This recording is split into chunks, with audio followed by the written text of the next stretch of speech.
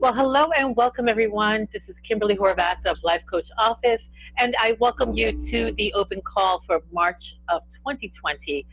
Excuse me for not being on video today. The truth is that I'm really not feeling very well, and you really just don't need to see that. But I am excited about being here, as I always am, in order to bring you the questions of the month. Remember that Life Coach Office is a partner with Universal Coaching Systems where we help coach change makers bring their very best work to the world. And Life Coach Office is just one of the ways that we do that. Today on the open call, I do have a few questions to go over with you. You guys kept me busy this month. I actually have several questions that were really good ones that I thought, oh, this is perfect for the call. So if you're ready to get started, I am too. For anyone that is listening to the call live, you know that the chat room is open. Feel free to just go into the chat at any time if you have questions, and I will definitely answer them to the best of my ability. All right. So our first question is all about coaching notes. So I've been getting a lot of questions really from people that were kind of general about, how to organize a life coach office, some tips and tricks that I might have to help people get really good use out of the system. One of them really is about coaching notes and how to keep track of some information that they want to keep handy from call to call with a client. So here's the way that I always think about this. Now, some of you are like me and you believe in pencil and paper. And so when I'm coaching folks, truthfully, I usually have one notebook that I use until, there's nothing left in the book. And I keep all of my notes in there. And then I do transfer them after the call into Life Coach Office because I do want to be able to access my information no matter where I am. I travel a lot, and so it's important for me to be able to have access to information if I don't have that notebook with me. The notebook is really for me, if you're a person that likes hand notes, is because you actually retain more information when you write it by hand. So I just do it that way. It works for me. So if you're doing it that way, it's not wrong. It's just a preference. But what happens when you have some insights that you want to keep track of in your system for your client? Well, many of you say that you will use your coaching journal, which is phenomenal, but sometimes, no, especially after you've coached with a person for a little while, you may not remember exactly where that information is. So let me show you the perfect place for you to put it. Now, there are two areas where you can keep coach-only notes. One is in your journal, but then the other is in the client's profile. So let's just go ahead and use our client. Let's use Maria. We don't use her too often. You're going to click on Maria, and here you see where it says Coach Only Notes. This is not the same Coach Only Notes as your journal. This is Coach Only Notes that are literally attached to Maria's profile. And, you write in it the same way you write anywhere else in Life Coach Office, in the meeting area, your mass email. You can record any of your notes here, and these notes will be here at all times. So let's just say Maria is transitioning from full-time work to part-time. She is in nursing school and planning to finish up in December.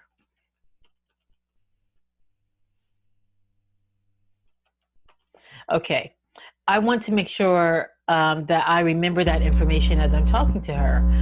There could be a lot of reasons why I need that information. So I just write that in and I save it. And so now the note was successfully saved.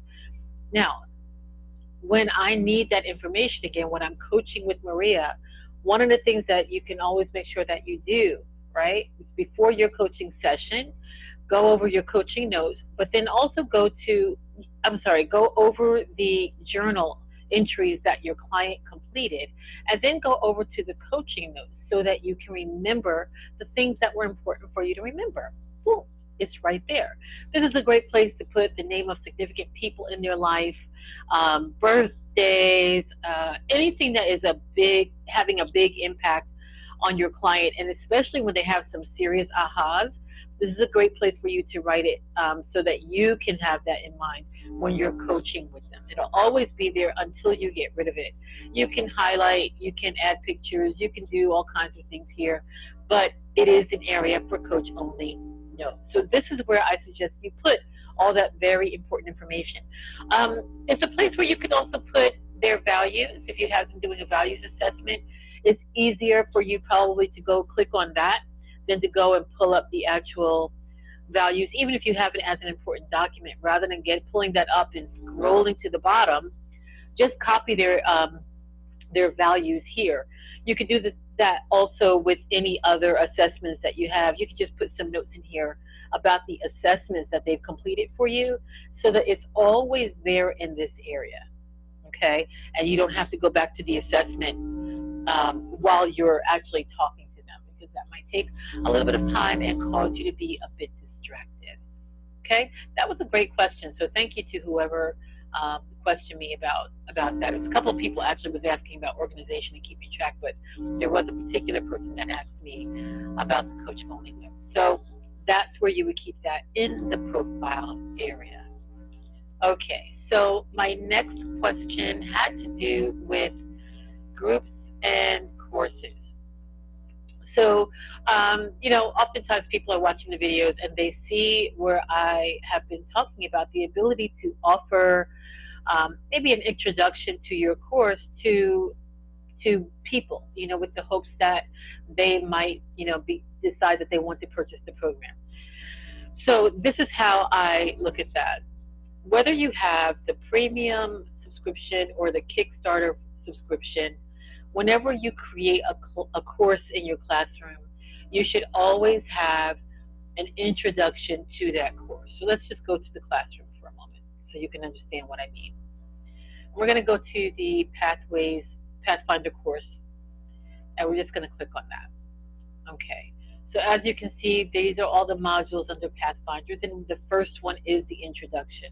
The introduction really should just be a brief overview of what people can expect as they participate in the program. You may even give them a piece of homework during the introduction that they will use in the next sections to come. Okay?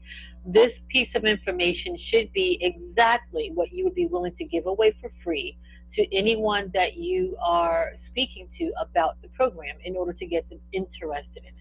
All right, so it is just the basic information about the program and then maybe something introductory for them to do to get them start thinking about how this information can help them.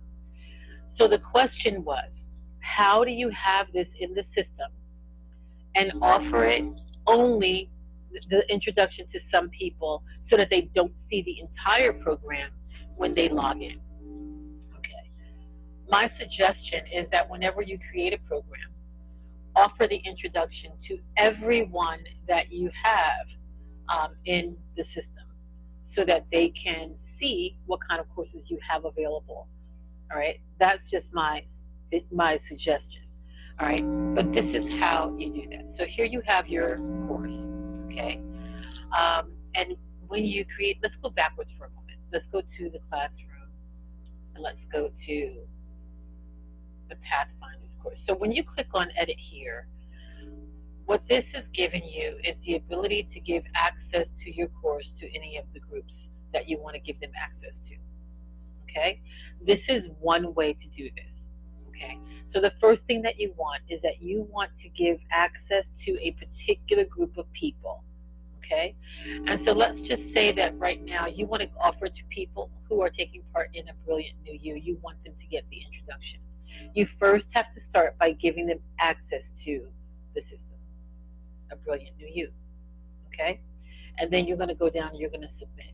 Now, what this means is everyone right now who's a part of the Brilliant New You has access to the entire Pathfinders program. You don't want that. You just want them to have access to the introduction.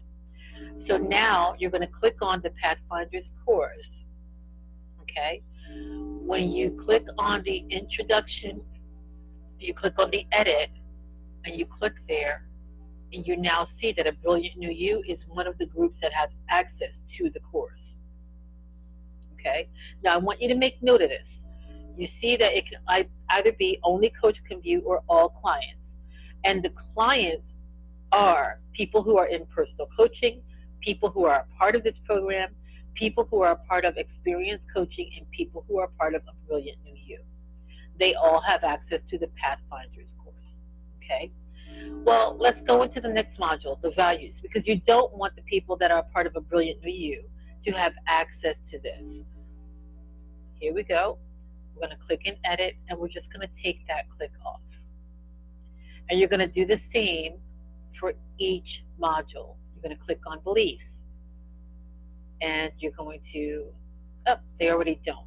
Great. Okay. We're going to click on goals.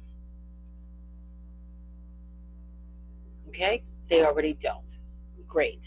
And we're going to click on the next one, skills, because you want to make sure that they don't have access. They don't. Awesome.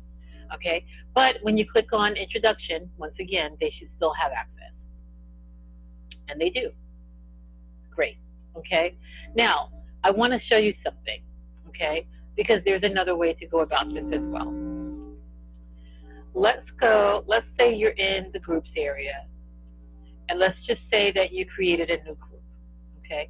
And let's just say, for argument's sake, that new group is a 3-month coaching package that you're just going to put out there now. You're putting it on sale. And let's just say you added that. You're creating it now. You went through all this process of creating your pricing for the package and all that. You're giving them access for a year. Here are your courses, and here are your library resources. You want to click over here, and you want to give them access to your Pathfinder course. And you're going to save it. Once again,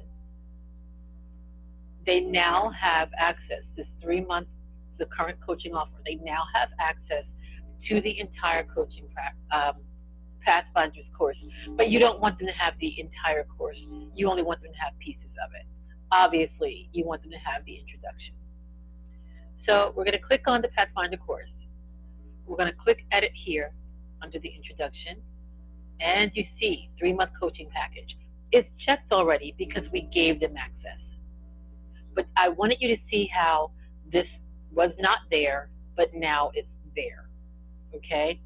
And as with all the other ones that we did before, you would go into each one and you would either confirm or deny the access. They don't have access here. We don't want them to have access, and we're going to leave that alone. So you would continue to do that all the way down. Okay? That's how you offer access to your program to a particular group and offer them only a piece of it and not the entire course. All right? I hope that makes sense to you. If you have any questions, of course, you can always contact me directly. Just click on the LCO link at the bottom here, LCO support link, and you can ask a question. Let me just check to make sure there are no questions in the chat, and there are not. Great. All right, and there was one more thing that I wanted to show you, and it had to do with the library. So when you are adding things to the library, you know I said you should create a folder that's just for you. So this is my coaching documents, and when I right-click it, when I click on that, right-click it, and I click edit, only the coach can view. So this is every group you've created, and only coaches can view, because this is only for the coach. In this folder are different assessments that I may want to offer to clients, and then some other fun stuff, right? Okay, how do I get that to my client, right? Here is the easiest way to do it. When you are creating a meeting for your client, and down here where it says add more, files, add more, when you click add more, there you go, your library comes up. And then when you click on my coaching documents, there we go. And then you click on your assessments. I'm double clicking, and you should really only click once. I want to add that planner, and it says it was added successfully. When I click OK, there it is. Then when I create my meeting request, this attachment will also go to the client. All right, let me show you that again. All right, new meeting. You're going to add your client or your group, create a title, put a description in, the time and date, choose your journal, okay? And then you're going to attach the file, right? Let's say this is a new client and I want them to do an assessment here. I click OK, and there's the assessment. It's there, okay? If I wanted to add something else, maybe under my coaching documents, another assessment, I want to add that planner. There you go. It's there. Now there's two documents attached. When you have everything filled out, you'll be able to click save and you'll be able to send it over to them. It's really, really easy, right? You don't have to go through a whole lot. We try to make things extremely simple. Just checking to see if there are any questions at all. Looks like there aren't. And that's really all I had for you for this month. All right, well, I hope you guys are all staying wonderfully safe out there. I am going to be in our Life Coach Office users community, checking on you guys. So if you have any questions, that's always a great place for you to be. In Facebook, Life Coach Office users community, you can ask your questions there. I'm always happy to answer you. Until next month on the third Tuesday at 2, happy coaching, everyone.